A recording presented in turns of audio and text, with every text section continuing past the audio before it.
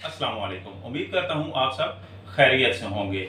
आज का हमारा टॉपिक सिंगल डायल के बारे में है। सिंगल डायल रीडिंग को हम कैसे फार्मूले में ऐड करके शिम कैलकुलेशन करते हैं कि कितनी शिमें हमने फुट में ऐड करनी है या रिमूव करनी है। तो आए अपने टॉपिक की तरफ। इसके लिए एक सिंपल फार्मूला है, शिम पैकिंग फॉर F1। ये फुट 1 की बात कर रहा हूं। फुट 1 के लिए R divided by D multiply by F1 और शिम पैकिंग फॉर F2 उसके लिए होगा R divided by D multiply F2। और क्या है? R हमारी रीडिंग है जो हम डायल एक्सियल लगाएंगे, सिंगल डायल एक्सियल लगाएंगे तो जो हमारा टॉप पे हम जीरो करेंगे, जो वैल्यू हमारी बॉटम पर आएगी वो वैल्यू हमने इधर R की जगह ऐड करनी है। उसके बाद D क्या है? D जो है हमारी जो हब है, मोटर की हब है, उसका डाया है, डाया ऑफ हब। उसके बाद F की बात करें, F1 या F2। F1 क्या है? F1 जो है वो हमारा डायल से लेकर फर्स्ट फुट तक जितनी डायमेंशन बनेगी वो हमारी F1 है, और F2 जिधर हमने डायल लगाई हुई है उससे लेकर F2 फुट 2 तक जो हमारी डायमेंशन बनेगी वो हो F2।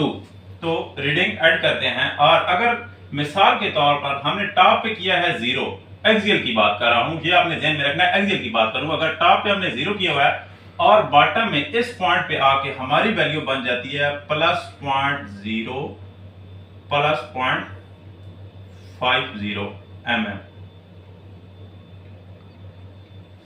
अगर हमारी वैल्यू +0.50 mm आ जाती है बॉटम पे, ये बात आपने याद रखनी है कि जो हमने डायल लगाई है वो डायल एक्सियल डायल दोनों हब के दरमियान जिधर हम कपलिंग लगाते हैं उस साइड पे लगाई हुई है या मोटर वाली साइड पे लगाई। बात ये होता है कि जिधर हम दोनों हबों के दरमियान जो ये स्पेस है ये बहुत कम होती है, यहाँ पर हम डायल नहीं लगा सकते, तो फिर हम डायल क्या करते हैं कि मोटर वाली साइड पे इस डायरेक्शन पे लगा देते हैं। तो फिर अब मैं बात कर रहा हूँ, ये इन दोनों के दरमियान जो स्पेस है उसमें हमने लगाई है डायल।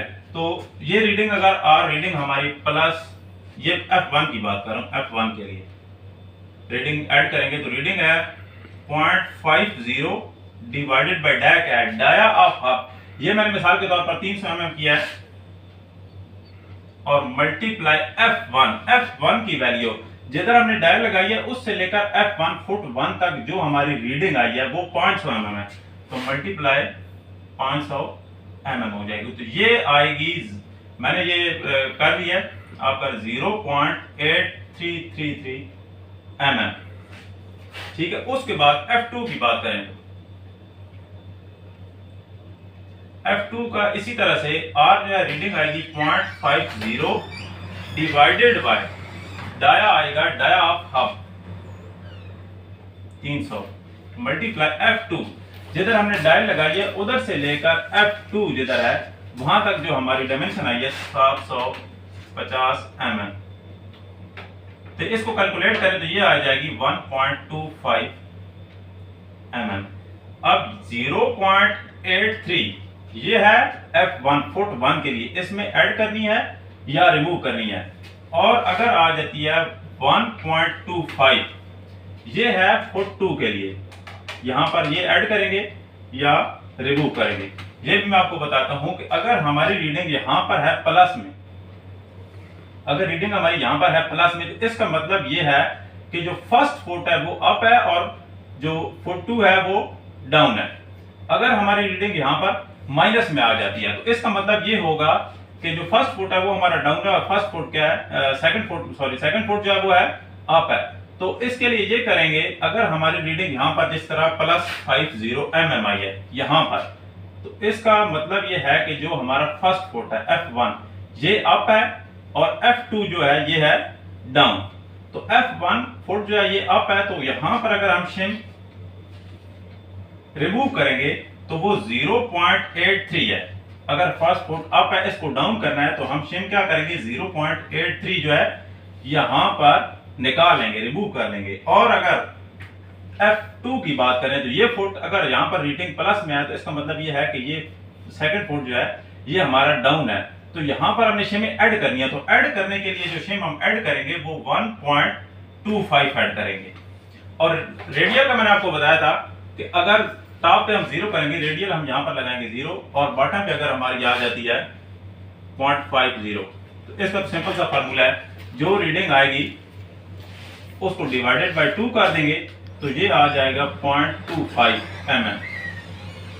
तो ये जो रीडिंग है 0.25, इतनी शिमें हम चारों फुट में से या निकालेंगे या ऐड कर लेंगे। वो क्या करेंगे, कैसे करेंगे? टॉप पर अगर हमने 0 किया है और बॉटम पर हमारी वैल्यू आ जाती है प्लस में, प्लस में रीडिंग आने का मतलब यह है कि हमारा पंप ऊपर पड़ा है और मोटर जो है वो डाउन पे पड़ी है। तो मोटर डाउन पे पड़ी है, तो मोटर को अप करने के लिए क्या हम करेंगे, 0.25 mm की शिमें चारों फुटों में हम ऐड करेंगे। फुट 1, फुट 2, फुट 3 और फुट 4, 4 फुट होंगे तो चारों फुटों में ऐड कर देंगे। और अगर यही रीडिंग अगर आप मिसाल के तौर पर यहां पर ले लें कि -50 आ गया है, तो -50 का मतलब यह है कि हमारी मोटर जो है वो पंप से ऊपर पड़ी है, तो उसको डाउन करने के लिए 0.25 की शिमें जो है वो हम रिमूव कर लेंगे। ये बात आपने याद रखनी है कि हम रीडिंग की बात रेडियल की कर रहे हैं या एक्सियल की कर रहे हैं। और एक्सियल में ये चीज आपने ध्यान में रखनी है कि डायल हमने पंप वाली साइड पे लगाई है आपके या मोटर वाली साइड पे, ये चीज भी आपने ध्यान में रखनी है।